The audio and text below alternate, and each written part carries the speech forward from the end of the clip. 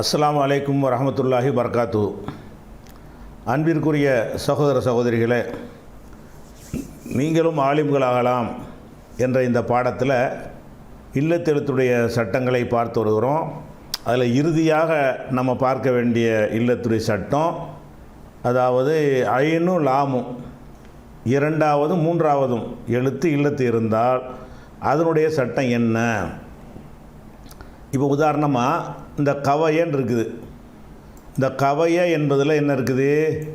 இல்லத்துறை எழுத்து ஏயும் இருக்குது, இல்லத்துறை எழுத்து வாவும் இருக்குது. இதில் ரெண்டு சட்டம் அங்கே மோதுகிறது. எப்படி மோதுகிறது? கவையவில் இந்த ரெண்டுக்கும் பார்த்திங்கன்னா வாவுக்கு இல்லத்துறை எழுத்துக்கு ஹரக்கத்து, முன்னாடி ஃபத்தகு, இந்த வாவை மாற்ற வேண்டிய நிலைமை வரும். இந்த வாவுக்கும் ஏக்கும் பார்த்திங்கன்னா ஏக்கி ஹரக்கத்து, முன்னாடி ஃபத்தகு, அதை அலிஃபா மாற்ற வேண்டி வரும். அப்போ ரெண்டு அலிஃபா மாறிக்கிட்டு காண்டு தான் நிற்கும். அப்போ இதில் நம்ம என்ன செய்வது என்று கேட்டால், நடுவில் இல்லத்து கடைசியில் இல்லத்து இருந்தால் நடுவில் உள்ள இல்லத்தை இல்லத்து இல்லாத எழுத்து என்று ஆக்கி கொள்ள வேண்டும். அவ்வளோதான் சட்டம், பெரிய சட்டம்லாம் கிடையாது. நடுவில் கவையன் இருக்குல்ல, இந்த வா என்பதை நீங்கள் இல்லத்துன்னா கணக்கில் எடுத்துக்கிறாதீங்க. என்ன செய்யணும்? அது இல்லத்து இல்லாத மற்ற எழுத்துக்கள் இருக்குல்ல, லாமு மீமு நூனு மாதிரியான எழுத்துக்கள், அந்த இடத்தில் வைக்கணுமே தவிர அதை இல்லத்தாக கணக்கில் கொள்ளக்கூடாது. இது பொதுவான இந்த சட்டத்தை கவனிச்சுட்டு அது இதில் குழப்பமே இருக்காது. அதாவது கவையன் இருக்குல்ல, நீங்கள் கவையங்கிறத அந்த யாவை மட்டும் இல்லத்தான் நீங்கள் பார்க்கணும். ரவைய ரவான் இருக்குது, ரவைய, அப்போ யாவை மட்டும் பார்க்கணும். தரைய தரான் இருக்குது, அதில் யாவை மட்டும்தான் பார்க்கணும். ஷவைய, இந்த யாவை மட்டும்தான் பார்க்கணும். அப்போ யாவை மட்டும்தான் பார்க்கணுங்கும்போது இந்த வாவு என்ன? அது வாவே இல்லைன்னு வச்சுக்கிறோங்க. அது வாவு இல்லை, அது ஒரு மீமாக வச்சுக்கிறோங்க, நினச்சிக்கிறோங்க. அது ஒரு நூனாக எடுத்துக்கிறோம். நூனாக இருந்தால் என்ன செஞ்சுருவீங்க? கணையண்டா என்ன செய்வீங்க? கணாண்டு மாற்றுவீங்கல்ல, அது இல்லத்து சட்டாங்க வராதில்ல. அது மாதிரி கவைய என்பதை என்ன செய்யணும்னு கேட்டால், இது மட்டும்தான் இல்லத்து எழுத்து. இது இல்லத்து எழுத்தாக இருந்தாலும் இல்லத்து சட்டம் வராது வாவுக்கு. சரியா? இப்போ கவாவுக்கு என்ன செய்யணும்? கவைய வய என்ன சட்டம்? யாவுக்கு ஹரக்கத்து, முன்னாடி ஃபத்தகு, இந்த யாவை அலிஃபா மாற்றிடணும். கவா ரமா மாதிரி தான். அதுக்கப்புறம் கவையா, அதில் ஒரு சட்டம் இல்லை. கவையுன்னு இருக்குது. கவையுவில் என்ன செய்யணும்? இந்த ஏக்கி ஹரக்கத்திற்கு முன்னாடி ஃபத்தகு இருக்குது, அப்போ அலிஃபா மாற்றிடணும். இந்த வாவை போட்டு அலிஃபா மாற்றி விடக்கூடாது. இந்த வாவை தான் இல்லத்து இல்லாத எழுத்துன்னு வச்சுட்டோமே, இந்த ஏயத்தான் அலிஃபா மாற்றணும். ஏக்கி ஹரக்கத்து, வாவுக்கு முன்னாடி ஃபத்தகு இருக்குது, அப்போ இந்த ஏயை அலிஃபா மாற்றினா கவாவ் என்று வரும். ரெண்டு சுக்கூனுக்காக அந்த அலிஃபாவை எடுத்து விட்டு கவவ், கவா, கவையா, கவவ், ரமா, ரமையா, ரமவ். அந்த வாவு மீமுடைய இடத்துல வருது பாருங்க. ரமாவில் மீம் இருந்துச்சு பார்த்தீங்களா? அந்த மீம் இருக்கும் பொழுது அதில் ரமா என்பதில் மீம் இருந்துச்சுல, அந்த மீம் இருக்கும்போது என்ன மாற்றம் வந்துச்சு? ஒரு மாற்றம் வரல. அதே மாதிரி தான் இது வரும். கவா, கவையா, கவவ். இப்போ கவைய என்று இருக்கிறது. அப்போ இல்லத்து எழுத்தில் நடுவில் இல்லத்து வந்தால், நடுவுலையும் கடைசிலையும் வந்தால், நடுவில் உள்ளது இல்லத்து இல்லைன்னு வச்சுக்கிறணும். இதன்படி எல்லாம் சட்டம். கவையத்துன்னு இருக்குது.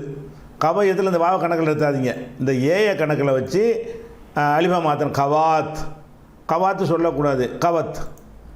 அப்போ கவையத்தா, கவத்தா, கவையின அசல் படியே வந்துருச்சு. கவைத்த, கவைத்துமா, கவைத்தும், ஃபுல்லாக அப்படி வந்துடுமா? இதுக்கு மஜ்ஹூல் ஆக்குறீங்க. குவிய, இந்த குவிங்கிறதுக்கு ஒரு சட்டம் கீண்டு வரும், அது வந்துடக்கூடாது. குவிய வாவை கணக்கில் எடுத்துக்கக்கூடாதுல்ல. குவியன்னா இந்த விய தான் பிரச்சனை. வியண்டா என்ன? ரிய, மிய, அப்படி ரலிய, அதே மாதிரி சொல்லிடலாம். எந்த மாற்றமும் செய்ய தேவையில்லை. குவிய, குவியா, இந்த ஒரு இடத்துல மட்டும் மாற்றம் வரும். ஆண்பால் பன்மையில் என்ன செய்ய மாற்றம் வரும்னு படிச்சிருக்கிறோமா? குவியூ. அப்போ வியூன்னு சொல்லும்போது என்ன செய்யுது? வீண்டு வந்துடுது. இந்த இடத்துல சுக்கூன் செய்ய வேண்டிய அவசியம் வருது. அப்போ குவிவுண்டு வருது. இப்போ இந்த ஏ எடுத்துடணும். எடுத்துட்டு குவிவுண்டு வரும்ல, அந்த வாவு ஜம்முடைய வாவாக இருக்கிறதுனால அந்த வாவுக்கு ஏற்றவாறு முந்தின எழுத்துக்கு என்ன செய்யணும்? லம்மு கொடுத்துட்டு குவு, குவிய, குவியா, குவிய, குவியா, குவு அப்படின்னு என்ன செய்யணும்? சொல்லிக்கிறணும்.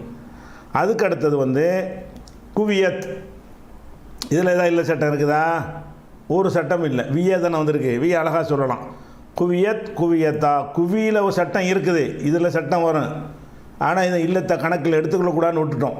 அதனால் குவியத் குவியத்தா குவியின, குவித்த குவித்துமா குவித்தும், குவித்து குவித்துமா குவித்தும்னா குவித்து குவினா, எந்த ஒரு சேஞ்சும் மாற்றம் வரவே இல்லை. அடுத்ததாக வந்து குவிய முடிஞ்சிருச்சா. வருங்காலம் வந்து கவையை தானே எக்குவியும். கவாக்கு வருங்காலம் என்ன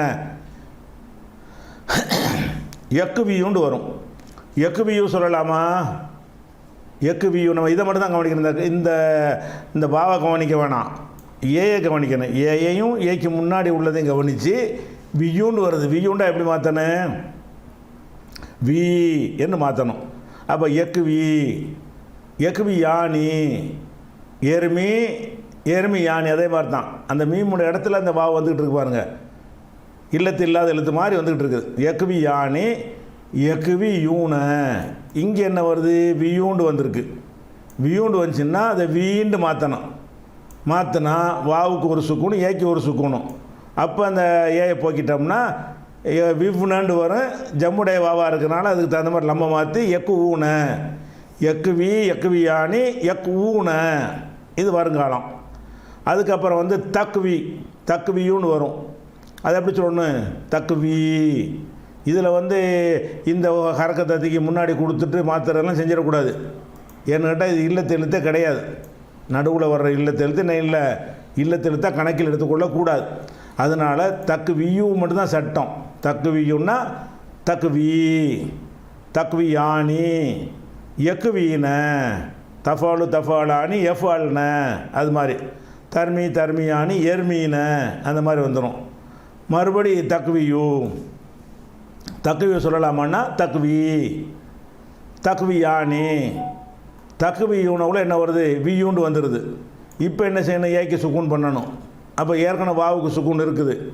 இந்த ஏக்கு சுக்கூன் செய்தோமையானால் இரண்டு சுக்கூன் வர்ற காரணத்தினால என்னவாயிரும்? ஏ போயிட்டு தக்குவூன தக்கு ஊன, தக்குவி தக்குவியானி தக்கு ஊன.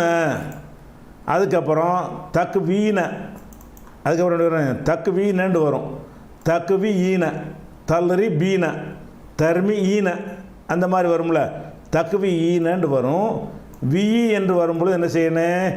இந்த ஏக்கி சுக்கூன் செய்ய வேண்டிய அவசியம் ஏற்படுது. இன்னொரு ஏக்கு முன்னாடியே சுக்கூன் இருக்குது.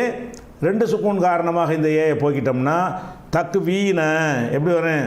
தக்கு வீண தக்கு வீண தக்குவி யானி தக்கு வீண. இது அசல தக்கு வீணை தான், இது மாற்றம் அடைஞ்சு தக்கு வீணை. அதுக்கப்புறம் அக்குவியு அக்குவி நக்குவியு நக்குவி. இது முடிஞ்சிருச்சா. அடுத்ததாக வந்து இதை வந்து மஜ்ஹூல் ஆக்குறோம். எக்குவியுக்கு மஜ்ஹூல் சொல்லணும்ல. என் சுரு யுன் சரு எல்லரிபு யுல்லரபு, வருங்கால மஜ்ஹூல். அதை சொல்வதாக இருந்தால் என்னது? யுக்கு வையுன்னு வந்துடும். இந்த இருக்கு யுக்கு வையு. யுக்கு வையுவில் என்ன சட்டம் இருக்குது? இந்த பாவத்தான் இல்லத்தெழுத்து இல்லைன்னு வச்சுக்கிட்டோமே. அப்போ வையுண்டா இங்கே இல்லத்துக்கு ஹரக்கத்து, முன்னாடி உள்ளதுக்கு ஃபத்தஹு. வையுன்னா வா லி யுக்கு வா. யுக்குவானா என்னது? யுக்கு வையுன்னா யுக்குவா. யுக்குவை யானி, அது அப்படி சொல்லிடலாம்.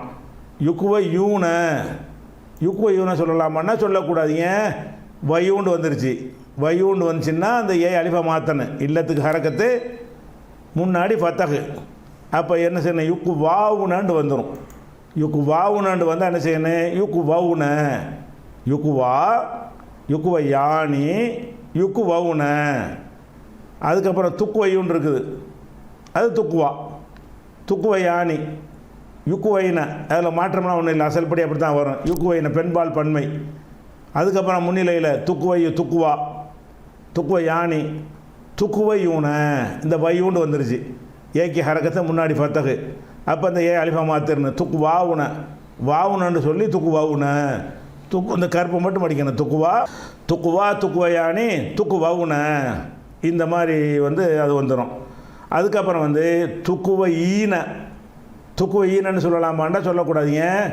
வா ஏக்கி ஹரக்கத்திற்கு முன்னாடி ஃபத்தகு இருக்குது, இந்த ஏ அலிஃபா மாறிடும். துக்கு வாயினண்டு வந்துடும். வாயினண்டு வந்து அலிஃபை எடுத்துடணும். துக்கு வைன துக்குவையானி துக்குவைன் ரெண்டு ஒரே மாதிரி இருக்கு. ஆனால் இதனுடைய அசலே துக்குவைனா, இதனுடைய அசல் வந்து துக்குவையினா, ரெண்டு சேஞ்சு பண்ணி இப்படி வந்திருக்குது. அதுக்கப்புறம் உக்குவையு உக்குவா, நுக்குவையு நுக்குவா. அப்போ நம்ம என்ன வந்து விளங்கிடணும்னு கேட்டால், இந்த இல்லத்து எழுத்தில் வந்து ஐனு லாம் இல்லத்து வந்தால் ஐனுடைய இல்லத்தை வந்து இல்லத்து இல்லைன்னு ஆக்கிக்கிறணும். புது சட்டமான ஒன்றும் இல்லை. லாமு இல்லத்துக்கு என்ன சட்டம் படிச்சீங்களோ அதுதான். லாமு இல்லத்தில் லாமுன்னா கடைசி எழுத்து, கடைசி எழுத்து இல்லத்துக்கு என்னென்ன சட்டங்கள் படித்தீர்களோ அந்த சட்டம்தான் கடைசிக்கும் ஐநிலை இல்லத்து வரும்போதும் சட்டம். ஐனுடைய இல்லத்து சட்டம் வந்து போய்விடும், அதுக்கு இல்லை சட்டம் வராது.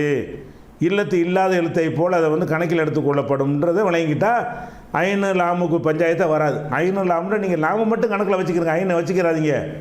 அப்போ எல்லா வகையும் படித்து முடிச்சிடணும். இப்போ ஐனு லாமு வந்துச்சுன்னு சொன்னால் ஃபாவும் லாமு வந்தால் ரெண்டையும் கவனிக்கணும். ஐனு லாமு வந்துச்சுன்னு சொன்னால் நமக்கு லாமு தான் இல்லத்து எழுத்து கணக்கு. ஐனை வந்து நடுவில் உள்ள எழுத்து வந்து இல்லத்து எழுத்து இல்லைன்னு ஆக்கிடணும். எப்போ ரெண்டு சேர்ந்து வரும்போது கவலவில் வந்து இல்லத்து நடுவில் வந்து இல்லத்தை கணக்கு எடுப்போம். ரெண்டு இல்லத்தை வரும்போது மட்டும் ஐனு இல்லத்து லாமு இல்லத்து அப்படி வந்துச்சு என்று சொன்னால் லாமை இல்லத்தாக கணக்கில் கொள்ளுங்கள், ஐனை இல்லத்தாக கணக்கில் கொள்ளாதீர்கள். இது முடிஞ்சிருச்சா? இதுக்கப்புறம் இதே வருங்கால வினை எடுத்து வைத்து கொண்டு நம்ம வந்து ஏவல் எடுத்து பார்க்கணும். இதெல்லாம் வந்து உங்களுக்கு புது சட்டமே கிடையாது. அது ஏற்கனவே லாமுடைய இல்லத்துக்கு உள்ள சட்டம் தான் இது அமுலாக போகிறது.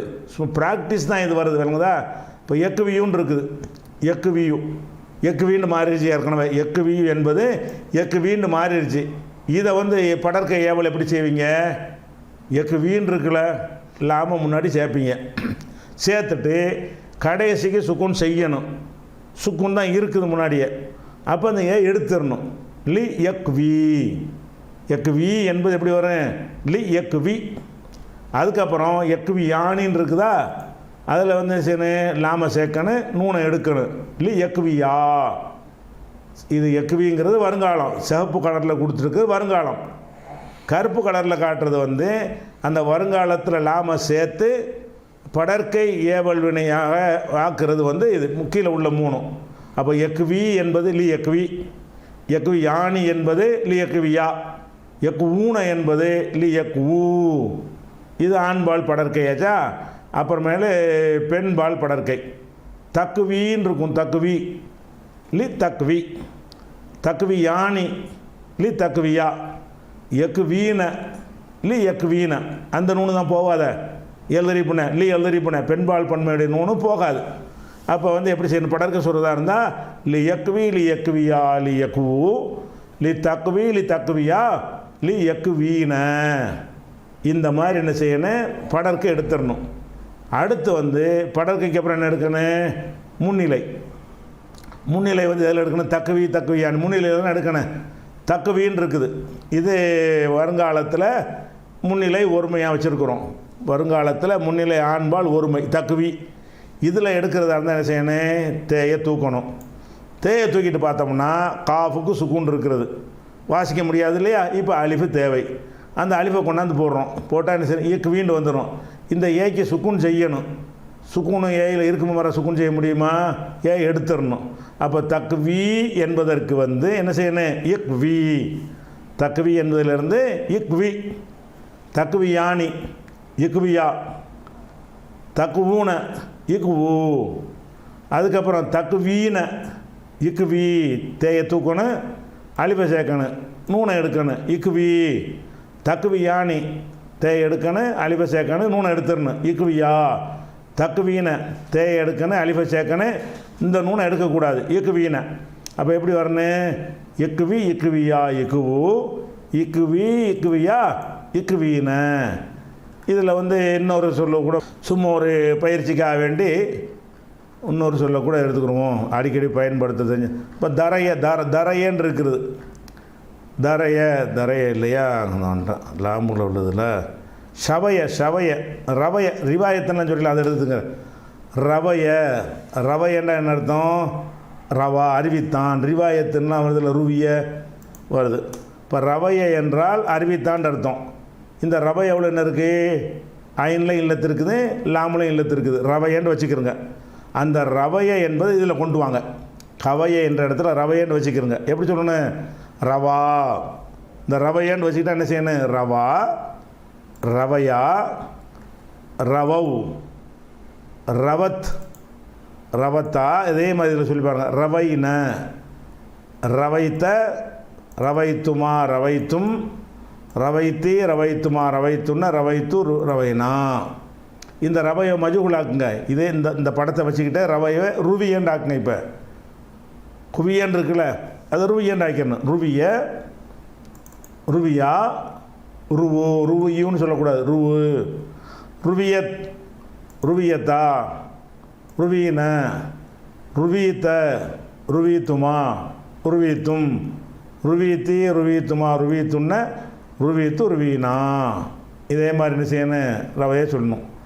அது மாதிரி வந்து வருங்காலம் சொல்கிறோம். ரவையை எர்வியு, எர்வியுன்ற இதை வச்சுக்கிறோங்க. எர்வியு, எர்வி, எர்வியானி, எர்வூன, தர்வி, தர்வியானி, எர்வீன, தர்வி, தர்வியானி, எர்வூன, தர்வூன, தர்வீன, தர்வியானி, தர்வீன, அருவி, நர்வி.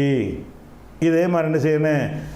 வந்து 2 எழுத்துல இருந்தால் வாவா இல்லத்து எழுத்து மாதிரி பார்க்காம நம்ம செய்து கொள்ள வேண்டும். அப்போ என்ன நம்ம இது வரைக்கும் பார்த்துருக்குறோம் என்று சொன்னால், இது வரைக்கும் உள்ள மொத்த சாராம்சத்தை அப்படி மனசில் கொண்டு வருவோம். எப்படி கொண்டு வருவோம்? சொற்கள் 3 வகை இருக்கிறது. இப்படி தான் நம்ம பாட ஆரம்பித்தோமா? சொற்கள் 3 வகை இருக்கிறது.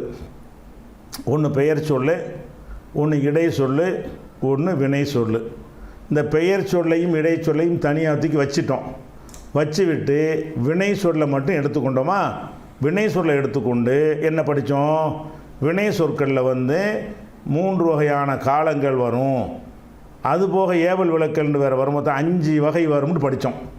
சென்ற கால வினை, வருங்கால வினை, நிகழ்கால வினைன்னு சொன்னாலும் அது வருங்காலத்துக்கு ஒரே சொல்லுதான். நிகழ்கால வினை, அப்புறம் ஏவல் வினை, விளக்கல் வினை. அது அந்த 5 வகை இருக்குது என்று நம்ம பார்த்தோம். 5 வகை என்னென்ன மாதிரி மாறும் என்பதையெல்லாம் பார்த்தோம். அதுபோக இந்த 5 வகையிலேருந்து என்ன செய்கிறோன்னு கேட்டால், வினை சொல்லில் இருந்த வரக்கூடிய பெயர் சொல் சிலது இருக்குது. இஸ்முல் ஃபாயிலு, இஸ்முல் மஃபூலு, இஸ்முல் மக்கானு, இஸ்முல் ஜமானு, இஸ்முல் ஆலத்து, இப்படியாக இஸ்முல் தஃப்லீலு, இஸ்முல் முபாலகா, இப்படி பலவிதமான சொற்கள் பெயர் சொற்களில் இருந்து உருவாகக்கூடிய, வினை சொல்லிருந்து உருவாகக்கூடிய பெயர் சொல் என்கிற பாடத்தையும் பார்த்துட்டோம். அதுக்கப்புறம் இது 3 எழுத்து சொற்களுக்கு மாத்திரம் இல்லாமல் இதை 3 எழுத்தை 4 எழுத்தாக மாற்றுவாங்க, 5 எழுத்தாக மாற்றும். அப்படி ஒரு 12 இருக்கிறது என்று சொல்லி அந்த 12லையும் பார்த்தோம். அந்த 12ல என்ன செஞ்சோம்? சென்ற கால வருங்காலம் பார்த்தோம். அதில் வந்து படற்கை, முன்னிலை, தன்னிலை, எல்லாம் ஆண்பால், பெண்பால், ஒருமை, இருமை, பன்மை எல்லாத்தையும் பார்த்தோம். அதுக்கப்புறமேலே 4 எழுத்து அசலாக இருக்கிற சொற்கள் இருக்கிறது என்று சொல்லிவிட்டு, அந்த சொற்களுக்கு என்ன செஞ்ச எத்தனை இருக்குன்னு பார்த்துட்டு அதை சொல்லிவிட்டு, அதனுடைய வருங்காலம் எப்படி வரும், அதனுடைய ஏவல் விளக்கல் எப்படி வரும், அது ஃபுல்லாத்தையுமே நெஞ்சோம் பார்த்து முடிச்சிட்டோம். இப்படி எல்லாத்தையுமே பார்த்து முடித்து விட்டு திருப்பி என்ன செய்கிறோம் என்று கேட்டால், இதெல்லாம் வந்து இந்த வாவிய இல்லாத சொற்களுக்கு உரிய சட்டங்கள். வாவிய வந்துச்சுன்னு சொன்னால் அது அந்த சொற்களுடைய வடிவம் வந்து கொஞ்சம் மாறி மாறி வரும். அப்போ நம்ம குழம்பி விடக்கூடாது என்பதற்காக வேண்டி திரும்ப அந்த வாவு ஏ வந்து ஒரு சொல்லுல இருந்தால் அது என்னென்ன மாற்றம் வரும்னு சொல்லி ரிவேர்ஸ் அங்கே போனோம். எங்கே போயிட்டோம்? சென்ற கால வினைக்கு போயிட்டோம். சென்ற கால வினைக்கு போய் அதில் வாவு இருந்தால் ஃபஸ்ட்டில் இருந்தால் என்ன, செகண்டில் இருந்தால் என்ன, தேர்ட் எழுத்தாக இருந்தால் என்னன்றதை வைத்துக்கொண்டு அதில் ஒன்றுக்கு வருங்காலம், அது என்னென்ன இடத்துல என்னென்ன மாற்றங்கள் வரும், அதையும் நம்ம அக்குவேர் ஆணிவராக நம்ம பார்த்து முடிச்சிட்டோம். அதுக்கப்புறம் வந்து இந்த இல்லத்தெழுத்து வரக்கூடிய சொற்களை வந்து அதை 4 எழுத்து, 5 எழுத்து, 6 எழுத்தாக மாற்றுறது எப்படி, அப்படி மாற்றினால் எங்கெங்கே வித்தியாசங்கள் வரும் என்பதை என்ன செஞ்சோம், அதையும் நம்ம பார்த்து முடிச்சு விட்டோம். அதுக்கப்புறம் வந்து இடையிடையில் தேவைப்படும் என்று சொன்னால் சில நகுவுடைய சட்டத்தையும் கூட படிச்சிருக்கோம். வேற்றுமை, ஒரு இலாபத்து, இதெல்லாம் வந்து அந்த இடத்துல தேவைப்பட்டதுனால என்ன செஞ்சோம், அந்த பாடத்தையும் பார்த்து முடிச்சிட்டோம். அப்போ இதை எல்லாமே பார்த்து முடித்து விட்டு இல்லத்துடைய பாடம் முடிந்து விட்டது என்று சொன்னால், அப்போ வினை சொல் விஷயத்தில் உள்ள அனைத்தையும் நம்ம பார்த்து முடித்து விட்டோம். சரியா? வினை சொல் எந்த ஒரு வினை சொல்லாக இருந்தாலும் சரி அது என்னன்னு நீங்கள் கண்டுபிடிச்சிட முடியும். ஒழுங்காக படிச்சிருந்தால், ஒழுங்காக கவனித்து இருந்தோம் என்று சொன்னால் எந்த ஒரு சொல்லை உங்கள் முன்னாடி காட்டினாலும் சரி, இது என்னது, இது வந்து கடைசியில் இல்லத்து உள்ள ஒரு எழுத்து, அதில் வந்து இது சென்ற காலம், அதில் சென்ற காலத்தில் இது ஆண்பால் பன்மை, இப்படி அதனுடைய வகை என்ன என்பதையெல்லாம் நீங்கள் பிரித்து என்ன செய்ய முடியும், அறிந்து கொள்ள முடியும். இதை வினைச்சொல்லுடைய இந்த சர்ஃபு தான் முக்கியமானது. ஏன்னு கேட்டால் ஒரு தனித்தனி சொல்ல இருந்துச்சுன்னு வைங்களேன், அதில் வந்து நம்ம குழப்பம் இல்லாமல் களமுன்னா களமு தான். களமுக்கு வந்து பேனாங்கிறோம், பேனாங்கிற பெயர் சொல்லுக்கு வந்து நமக்கு என்ன இல்லை, முன்னில தண்ணியில் படற்கெல்லாம் இருக்குதா, முன் பேனாண்டா பேனா தான், அவ்வளோதான். அதுக்கு வேணா 2 பேனா 3 பேனாண்டு வருமே தவிர மற்றபடி பேனாவில் ஆண்பால் பெண்பால் வராது, பேனாவில் முன்னிலை தண்ணியில் வராது, பேனாவில் சென்ற காலம் வருங்காலம் செய்வினை செயற்பாட்டு வினைன்னு வராது. அதில் வந்து அதிகமான ஒரு சேஞ்ச் இல்லாததுனால பெயர் சொற்களை வந்து ஈஸியாக டக்குன்னு கண்டுபிடிச்சிட முடியும். களம்னா பேனா, அக்கலாமுன்னு வந்தால் இந்த களமில் தான் வந்திருக்கு போல இருக்குது பன்மை அப்படின்னு போயிடலாம். ஒருமே பன்மை இருமை அவ்வளோதானே பேட்ரு, அப்படி போயிட முடியும். ஆனால் வினை சொல்லை பொறுத்த வரைக்கும் அது ஒன்றும் பல வடிவங்கள் எடுக்கிறது. ஒன்று என்ன செய்கிறது, சென்ற கால வினை என்று சொல்லி அதில் ஒரு 14 வருது, அதுக்கு செயற்பாட்டு வினைன்ற ஒரு 14 வருது, அதுக்கு எதிர்மறைன்ற ஒரு 14 வருது, அதில் செயற்பாட்டு வினை எதிர்மறைன்ற ஒரு 14 வருது, வருங்கால வினையில் செய்வினைன்ற ஒரு 14 வருது, அதில் செயற்பாட்டு வினைன்னு 14 வருது, அதில் எதிர்மறை 2 எதிர்மறையும் சேர்த்து 14 வருகிறது. இப்படின்னு பார்த்தீங்கன்னா ஒரு சொல்லில் இருந்து கிட்டத்தட்ட 500-600 சொற்கள் உருவாகக்கூடிய ஒரு நிலைமை இருக்கிறதுனால இந்த வினை சொல் விஷயத்தை என்ன செய்யணும், நீங்கள் இது வரைக்கும் படித்ததோடு இல்லாமல் திருப்பி ஒருக்கா ரிவர்ஸில் பண்ணி என்ன செய்யணும், வினை சொல் விஷயத்தை வர பறித்து கொள்ளணும். அது போக ஒரு புக்கை எடுத்துக்கொண்டு படிக்கும் பொழுது இதில் என்னென்னு கண்டுபிடிச்சி பழகணும். என்ன செய்யணும், இதில் என்ன வகை இருக்குது, இது என்ன, இது சென்ற காலமா, இது வருங்காலமா, வருங்காலத்தில் என்ன, அதெல்லாம் அது போக சில இடங்களில் என்ன செய்யும்னா வினை சொற்கள் வந்து ஒரு மாதிரியே இருக்கும். அதாவது ஆண்பால் பெண்பால் ஒரே மாதிரி வரும்.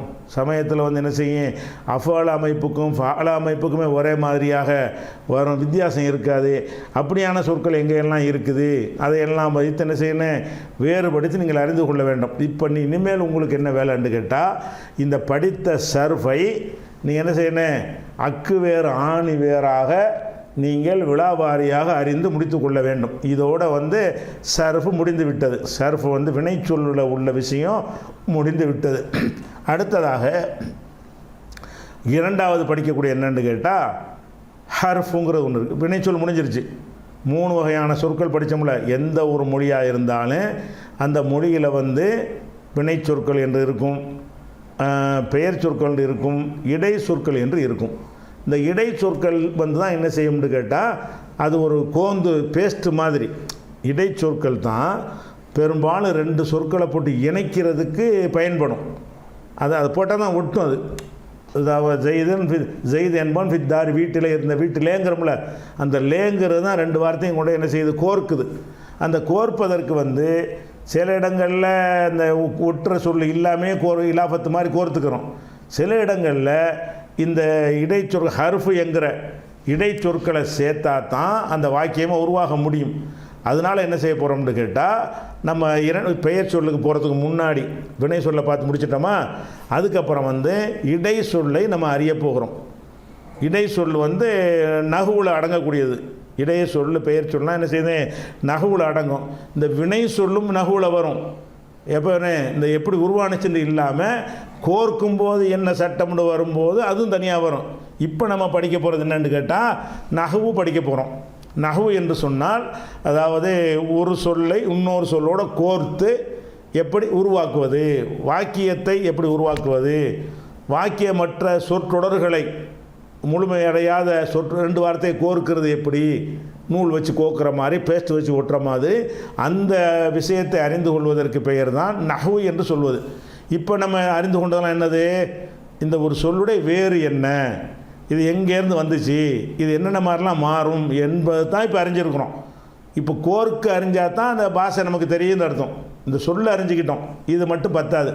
அதனால் நம்ம நஹ்வுக்கு போகும்போது ஃபஸ்ட்டு நம்ம எடுத்துக்கிறோம் என்ன, ஹர்ஃப் என்று சொல்லக்கூடிய வினை இடை சொற்கள். ஹர்ஃப்னா என்னது, இடை சொற்கள். இடை சொற்கள் என்று சொன்னால் அதை தனியாக யூஸ் பண்ண இயலாது. தனியாக என்ன செய்ய முடியாது. நசரை தனியாக அர்த்தம் செய்யலாம். நசருக்கு என்ன அர்த்தம் என்று கேட்டால் உதவி செஞ்சான்னு அர்த்தம் செய்யலாம். அதே மாதிரி வந்து கிதாபுக்கு என்ன அர்த்தம், புத்தகம் என்று நீங்கள் அர்த்தம் சொல்லலாம். ஹர்ஃப்னு சொல்கிறோம் இடைச்சொல்லு, இடைச்சொல்லு தான் பீன்னு ஒரு சொல்லு இருக்குது, என்ன அர்த்தம், அது அர்த்தம்லாம் கிடையாது. பில் கிதாபி, கிதாபை கொண்டு, அப்படி கிதாபோட சேர்த்தா தான் அதுக்கு அர்த்தம் வரும். தனி அர்த்தம் தராமல் அதே நேரத்தில் கோர்க்கும் போது அர்த்தம் தரும். தனியாக இருக்கும்பொழுது அதுக்கு அர்த்தம் சொல்ல முடியாது. அதை வந்து ஒரு பெயர் சொல்லில் கொண்டு சேர்க்கும் பொழுது என்ன செய்யும், பெயர் சொல்ல வினை சொல்ல சேர்க்கக்கூடிய ஹர்ஃபுகளும் இருக்கிறது. அதை சேர்க்கும் பொழுது அதுக்கு ஒரு அர்த்தம் தரும் என்கிற வகையில் நம்ம அந்த ஹர்ஃபு என்பதனுடைய இலக்கணத்தை விளக்கணும். ஹர்ஃபுனா என்னது, அதை தனித்து அதுக்கு அர்த்தம் சொல்ல முடியாது. ஆனால் அது பெயர் சொல்லோடு ஒட்டும் போது, வினை சொல்லோடு ஒட்டும் போது அதுக்கு ஒரு அர்த்தமும் வரும். அந்த சொற்களில் சில மாற்றங்களையும் செய்யும். வேற்றுமை உறுப்புகளாக வந்து என்ன செய்யும், வேற்றுமையையும் ஏற்படுத்தும் என்கிற மாதிரியான சொற்கள் இருக்குது. அதை நம்ம ஹர்ஃபை நம்ம எடுத்துக்கொள்ள போகிறோம் இப்போ. சரியா, ஃபஸ்ட்டு என்ன சொல்கிறோம், ஹர்ஃபை எடுத்துக்கிறோம்.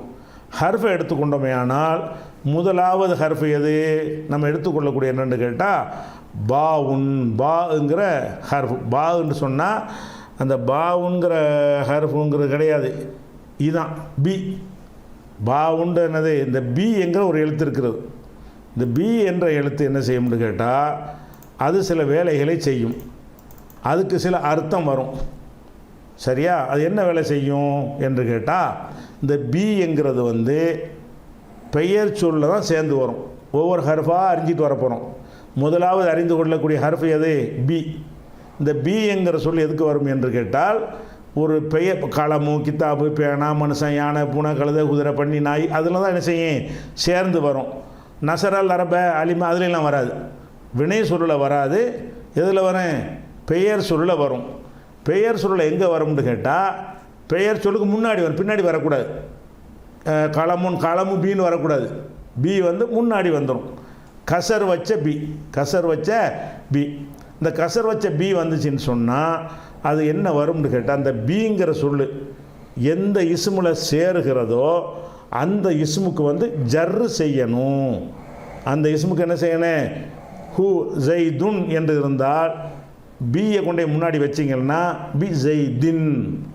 அல்லாஹு என்று இருந்தால் இந்த பியை கொண்டே முன்னாடி வச்சிங்கன்னா பில்லாஹி. சும்மா இருந்தால் அல்லாஹ் அவுது பில்லாஹிங்கிறீங்கல்ல, ஏன் பில்லாஹிங்கிறீங்க, அல்லாஹுன்னு தான் இருந்துச்சு. அல்லாஹு என்பதில் வந்து பீங்கிறத கொண்டு சேர்த்தோன்னு என்னவாயிரும், அவுது பில்லாஹி என்று மாறிக்கிறோம். அப்போ இஸ்முன் என்று இருந்துச்சு, பிஸ்மி.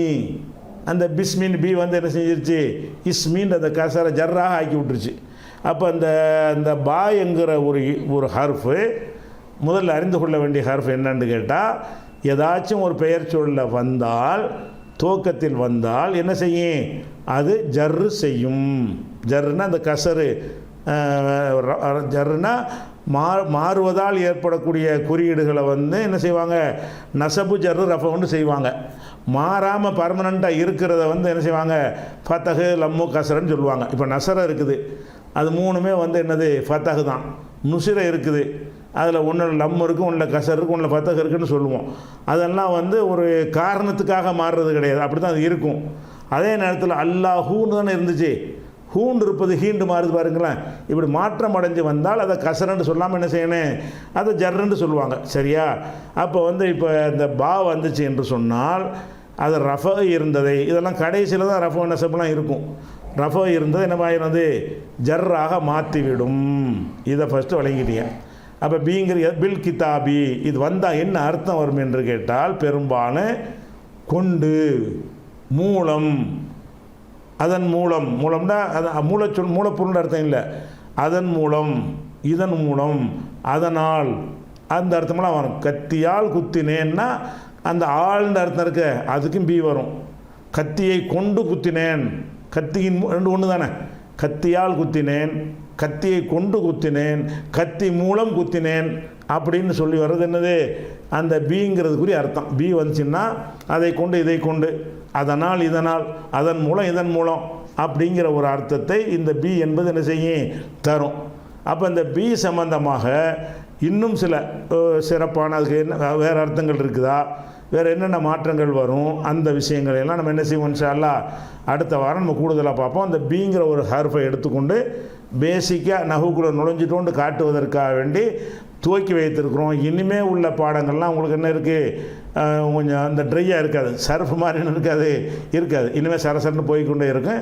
ஞாபக சக்தி நல்லா இருக்கணும். இன்னும் ஹர்ஃபு இதுக்கு அர்த்தம் என்ன வேலை செய்யுங்கிறது நல்லா கவனத்தில் வச்சுக்கணும்.